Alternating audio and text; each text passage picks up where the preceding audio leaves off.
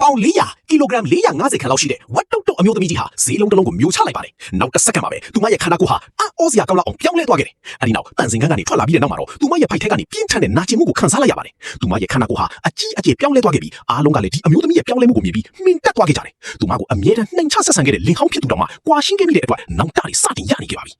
အမှန်တော့လင်ဟောင်းဖြစ်သူကိုစိတ်အားငယ်မှုမဖြစ်စေချင်တာကြောင့်သူမဟာအချမ်းသာဆုံးတတိကြီးရဲ့သမီးဖြစ်တဲ့မိမိရဲ့ပင်ကိုအကြီးချင်းသို့မဟုတ်ယာဒူးကုံတရက်ကိုဖုံးကွယ်ထားခဲ့ပြီးဘာမှမရှိတဲ့အမျိုးသားတစ်ယောက်နဲ့လက်ထပ်ခဲ့တာပါလက်ထပ်ပြီးတဲ့နောက်မှာလည်းသူမဟာခင်ပွန်းဖြစ်သူရဲ့လုပ်ငန်းအလုပ်အကိုင်တွေကိုနောက်ွယ်ကနေတိတ်တဆိတ်ကူညီပံ့ပိုးပေးခဲ့ရုံနဲ့မကပဲချစ်စရာကောင်းတဲ့သမီးလေးတစ်ယောက်ကိုလည်းမွေးဖွားပေးခဲ့ပါတယ်အဲဒီလိုနဲ့သူမဟာတောက်ပလန်းဆန်းနဲ့ပြိုတိုင်းကျိတ်တဲ့နှင်းစီခိုင်ဘဝကနေပေါင်400ကီလိုဂရမ်450ခန့်ရှိတဲ့ဝါတုတ်တုတ်အမျိုးသမီးကြီးဖြစ်ပြောင်းလဲသွားခဲ့ရတာပါခင်ပွန်းဖြစ်သူရဲ့ကုမ္ပဏီဟာ stock exchange ဈေးကွက် stock market ထဲကိုဝင်ရောက်တော့မဲ့အချိန်မှာပဲရောက်ခမဖြစ်သူကသူမကိုစတင်နှိမ်ချလာပြီးမလိုလားအပ်ပဲကွာရှင်းဖို့ဖိအားပေးလာပါတော့တယ်ရောက်ခမဖြစ်သူဟာမရည်ရွယ်ပဲနဲ့သို့မဟုတ်တမင်တက်တက်ကိုပဲဒီအမျိုးသမီးအတွက်အလွန်သေးငယ်လုံးတဲ့မင်္ဂလာဆောင်ဝတ်စုံကိုရွေးချယ်ပေးခဲ့ပါတယ်အဲ့ဒီအချိန်မှာပဲခင်ပွန်းဖြစ်သူဟာသူ့ရဲ့ပထမဆုံးအချစ် first love နဲ့အတူလမ်းလျှောက်ဝင်လာခဲ့ပြီးအဲ့ဒီပထမဆုံးအချစ်ကဇနီးဖြစ်သူနဲ့တပုံစံတည်းတူတဲ့ဝတ်စုံကိုဝတ်ဆင်ထားတာကြောင့်ဇနီးဖြစ်သူဟာချက်ချင်းပဲအရှက်ရသွားခဲ့ရတယ်ပွဲတက်လာတဲ့ဧည့်သည်အားလုံးကလည်းအဲ့ဒီပထမဆုံးအချစ်ရဲ့ခန္ဓာကိုယ်အချိုးအစားနဲ့တည်ငြိမ်လှပမှုကိုပြောင်ပြောင်တင်းတင်းချီးမွမ်းခဲ့ကြပါတယ်နောက်တစ်စက္ကန့်မှာတော့ပထမဆုံးအချစ်ဖြစ်သူကဆွဲကြိုးတကုံးကိုထုတ်ပြီးရောက်ခမဖြစ်သူကိုလက်ဆောင်ပေးခဲ့တယ်။ရောက်ခမဖြစ်သူကဒါဟာအလွန်ရှားပါပြီးထူးခြားတဲ့ရတနာဆွဲကြိုးမှချက်ချင်းတည်သွားခဲ့ပါတယ်။ဒီအမျိုးသမီးကတော့အနှင်းငယ်အံ့အားသင့်သွားခဲ့ရတယ်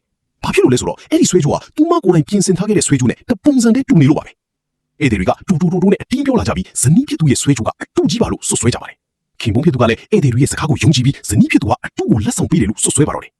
ဇနီးဖြစ်သူကဒါဟာအစစ်အမှန်မှလို့အခိုင်အမာပြောခဲ့ပြီးမြဲရောက်ခမဖြစ်သူကနင်းကဘာအလုံးမှမရှိတာဒီလိုအစစ်ကိုဘလို့လို့ဝင်နိုင်ပါလေလို့ငင်းခုန်ခဲ့တယ်ဒီအချက်ကိုရောက်မှသာအမျိုးသမီးဟာအခြေအနေမှန်ကိုအပြည့်အဝနားလည်သွားခဲ့ပါတယ်သူမဟာခင်ပွန်းဖြစ်သူကိုပံ့ပိုးပေးဖို့အတွက်မိမိရဲ့ဂုဏ်တရားကိုဖုံးကွယ်ထားခဲ့ပြီးမြဲပြန်ရလိုက်တာကတော့သူတို့ရဲ့အဆုံးမရှိတဲ့လှောင်ပြောင်တယုံမှုတွေပဲဖြစ်ပါတယ်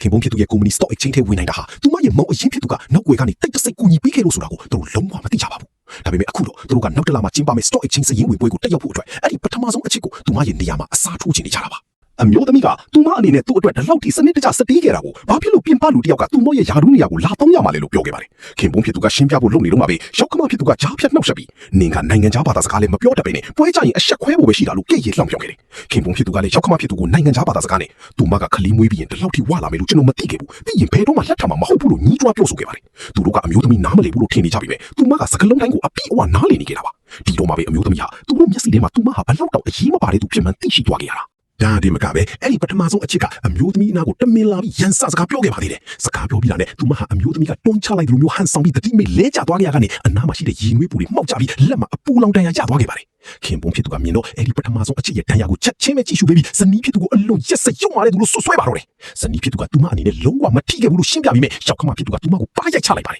်အမျိုးသမီးဟာကြမ်းပြင်ပေါ်ကိုလေးကျသွားခဲ့ပြီးခင်ပွန်းဖြစ်သူကတော့ပထမဆုံးအချစ်ကိုပွေ့ချပြီးစိတ်ယုံကိုခေါ်သွားခဲ့ပါတယ်အဲ့ဒီနောက်အမျိုးသမီးဟာသူမရဲ့ခြေထောက်ကနေသွေးတွေစီးကျလာတာကိုတွေ့လိုက်ရပြီးသွေးထွက်လုံးကတတိမိလေးကျသွားခဲ့ပါတယ်ကံကောင်းထောက်မှစွာနဲ့အိမ်စေအဖိုးကြီးပတ်လာကသူမကိုတွေ့ရှိသွားခဲ့ပါတယ်အချိန်တွေကုန်လွန်သွားပြီးနောက်ဈေးရုံမှာစစ်ဆေးပြီးတဲ့နောက်မှာတော့ထိုအမျိုးသမီးဟာမိမိကိုယ်တိုင်ကိုဝင်ရှိနေမှသိလိုက်ရပါတယ်